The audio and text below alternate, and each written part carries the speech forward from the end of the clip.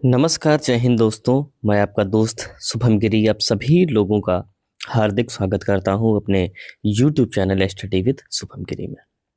दोस्तों, आशा ही नहीं मुझे पूर्ण विश्वास है कि आप सभी लोगों की जो काउंसलिंग की तैयारी है बहुत ही बेहतरीन ढंग से कर रहे होंगे और आपको मेरी तरफ से चयनित होने की बहुत बहुत बधाइयाँ, जितने भी मेरे पीआरटी जूनियर टीजीटी पीजीटी वाले भाई बहन हैं।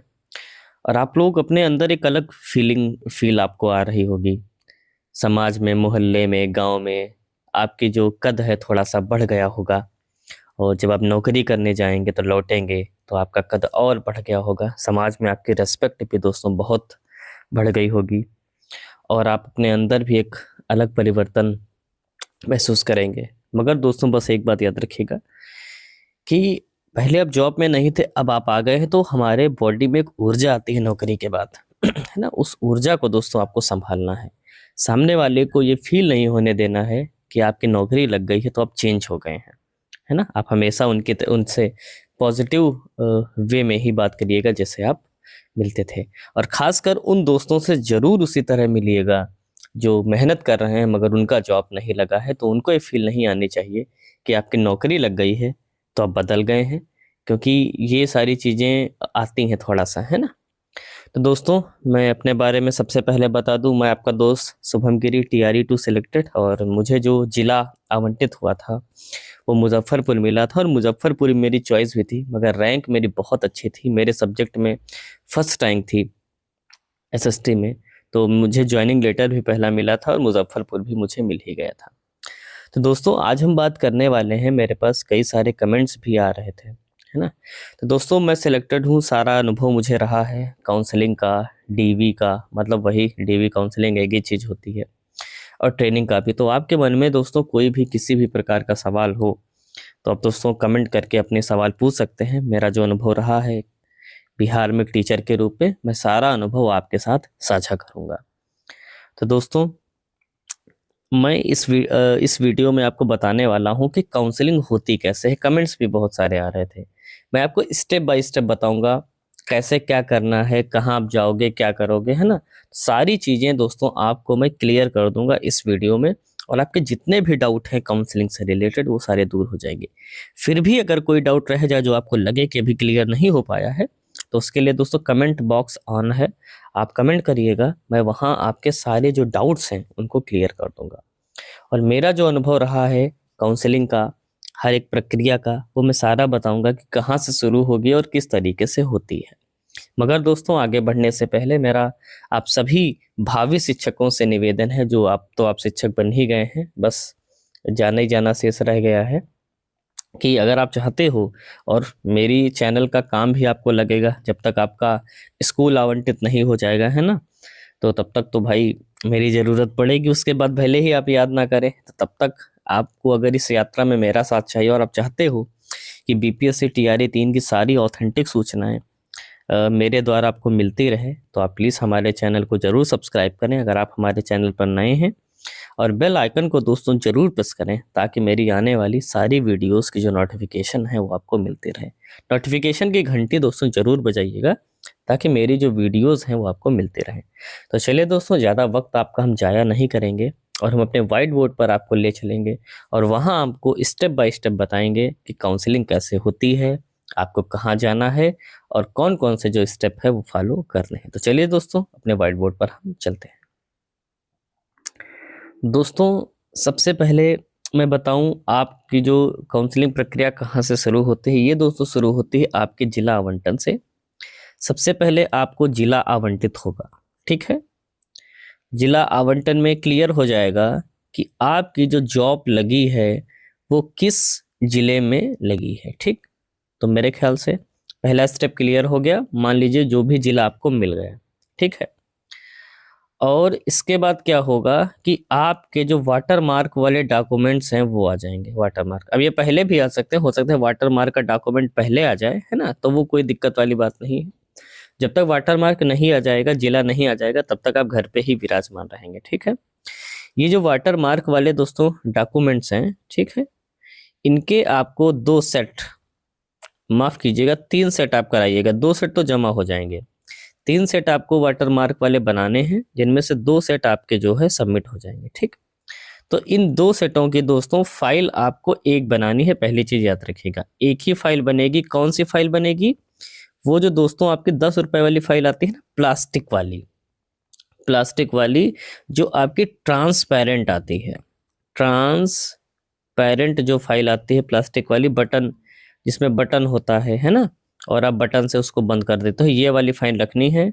ठीक, एक मार्कर भी रखना है, उसके ऊपर अपने फाइल के ऊपर अपना नाम लिख देंगे, जैसे कि मेरा नाम क्या है, मेरा रोल नंबर ये है ना, और मेरा चयन इस क्लास के लिए हुआ है। तीसरा और चौथा एक चीज़ और उसमें लिखी जाती है कि हाँ, आपका जो है सब्जेक्ट क्या है। ये 4 चीज़ें ऊपर मेंशन करनी होती हैं, और उसी फाइल में आप दोस्तों 4 फोटो भी डाल देंगे।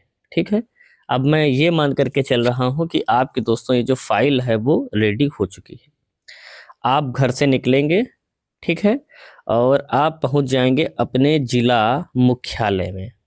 जैसे कि हर जिले का मुख्यालय दोस्तों एक होता है, और ज़्यादातर जिलों का मुख्यालय वहीं पर है। जैसे कि मुजफ्फरपुर का जो मुख्यालय है वो वहीं है, उसी ज़िले में है। लेकिन सपोज करिए आपको अभी पश्चिमी चंपारण अगर मिल गया है ना, पश्चिमी चंपारण अगर आपको मिला, तो इसका जो मुख्यालय है ना वो बेतिया में है। कहाँ है? बेतिया में है, तो आपको बेतिया जाना पड़ेगा। ठीक है, वैसे ही अगर आप ध्यान दें तो अगर आपको भोजपुर मिलेगा ना, तो उसका जो मुख्यालय दोस्तों है वो आपका उधर आरा में पड़ेगा, है ना। तो इस प्रकार से जो मुख्यालय में ही आपको जाना पड़ेगा। अब मैं ये मान करके चल रहा हूँ कि आप अपने स्टेशन से अपना जो जिले का मुख्यालय है पहुँच गए हैं, और जो आपका सेंटर है, हर जिले का अपना एक लेटर आएगा, और लेटर आने स्टार्ट भी हो चुके हैं। मैं आपको दिखा भी देता हूँ कि जो हर जिले का लेटर है वो आने लगा है। अभी मैं आपको दिखाता हूँ, देख लीजिए। ये देखिए दोस्तों, ये जो लेटर है ये कटिहार से आ चुका है। वहाँ भी जो पूरी तैयारी है वो शुरू हो चुकी है। देख लीजिए, काउंसलिंग की जो है वो तिथियां आपकी दी गई हैं। ठीक है, ये TRE 1 का दिया गया है 9 से 16, इससे पूरा दिया भी गया है कहाँ है। ये हर जिले में दोस्तों कैसे होगी, कौन सा पैनल है, क्या है, यहाँ पर आपको दोस्तों संपूर्ण जानकारी जो है मिल जाएगी। तो ये जितने भी लेटर हैं आप अपने लेटर को पढ़ लीजिएगा। ठीक है, यहाँ पर सब दिया भी गया है, क्या लाना है क्या नहीं लाना है ना। तो काउंसलिंग से रिलेटेड जो है आप अपने ज़िले का जो लेटर है पढ़ लीजिएगा। मैं अन्य लेटर्स भी आपको दिखाता हूँ। ये आप देख सकते हैं, ये हमारे हाथ में दूसरा लेटर है ना। ये जो लेटर है ये आपका भागलपुर का है। वहाँ भी जो है दोस्तों तैयारियाँ जो हैं वो स्टार्ट हो गई हैं, आप देख सकते हैं, और पूरी टीम्स वहाँ पर बन गई हैं। किस प्रकार से होना है ये देखिए, सारे दिया गया, सक्षमता परीक्षा वालों के लिए ये दिया गया है ना। तो सब कुछ उन्होंने बता भी दिया है, क्या क्या चीज़ें आपको लानी है। तो तैयारियां दोस्तों स्टार्ट हो चुकी हैं हर जगह। ये लेटर दोस्तों आप देख सकते हैं, ये बेगूसराय का जो लेटर है वो आया है, देख सकते हैं, और इसमें भी जो तैयारियां हैं वो स्टार्ट हो चुकी हैं। डेट भी आप अपनी TRE 3 की देखेंगे तो 9 से आपकी 16 जनवरी दी गई है, जो आपको पता ही है। ऐसे मेरे पास बहुत सारे लेटर हैं, अगर आपको नीड हो कि हमें, और अभी वैसे तो नीड नहीं होगी क्योंकि इतने सारे लेटर हैं, किस ज़िले में आपको मिलेगा ये कुछ कहा नहीं जा सकता है। ठीक है, इसलिए जब लेटर दोस्तों आ जाएगा, है ना, ये ज़िला आवंटित हो जाए, फिर जो आपके ज़िले का दोस्तों जो लेटर होगा तब आप हमें कमेंट करके बताइएगा। हम जो लेटर है वो आपके ज़िले का आपको प्रोवाइड करा देंगे, तो आपको जो संपूर्ण जानकारी है उस लेटर के माध्यम से मिल जाएगी। चलिए अपने व्हाइट बोर्ड पर फिर से चलते हैं। दोस्तों डॉक्यूमेंट्स क्या लगने हैं ये तो मैं आपको बता ही चुका हूँ, वीडियो भी मैंने इसके ऊपर बनाई है। जो डॉक्यूमेंट्स दोस्तों जमा होगा, याद रखिएगा, वाटर मार्क वाला ही जमा होगा।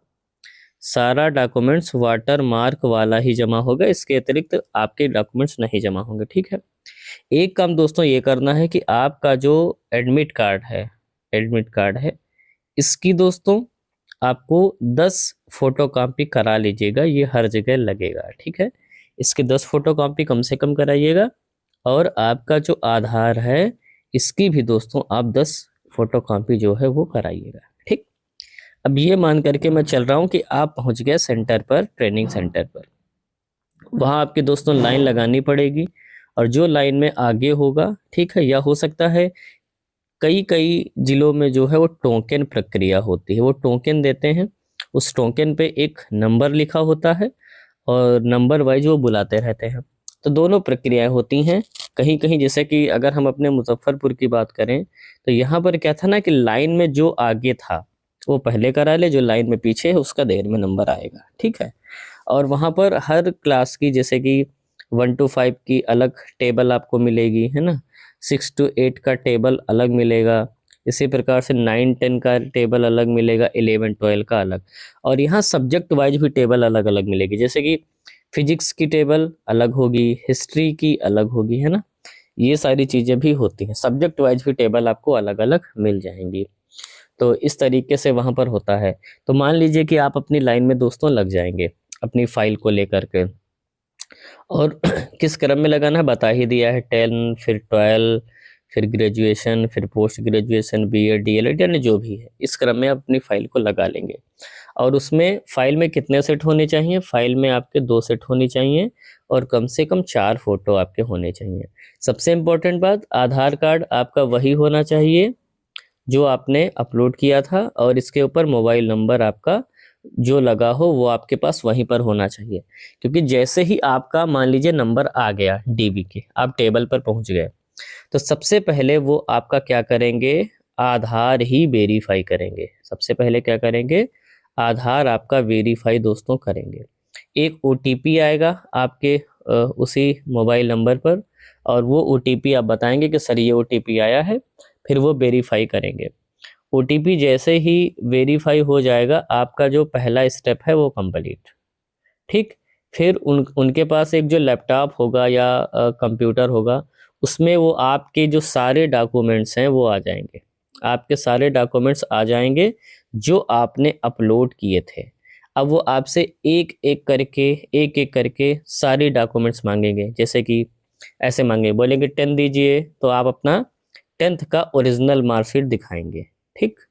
फिर वो बोलेंगे कि आपसे ग्रेजुएशन दीजिए, आप अपना ग्रेजुएशन दे देंगे, ठीक। अब अगर पीजीटी के लिए है तो मांगेंगे कि अब भाई एमए दीजिए, एमए दे दीजिए।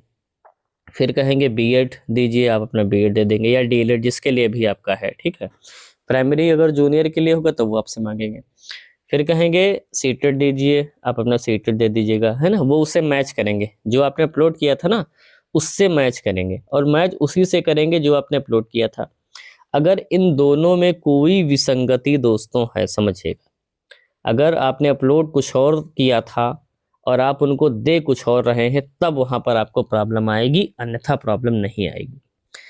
हाँ, एक स्थिति में प्रॉब्लम नहीं आएगी, जैसे कि मान लो जो सीटेट था, सीटेट वाला, तो जिन लोगों ने जनवरी 2024 में पास किया था तो उन्होंने इंटरनेट वाली कॉपी लगाई थी, क्योंकि ओरिजिनल जो है सर्टिफिकेट सीटेट का नहीं आया था, ठीक। ऐसा हुआ था।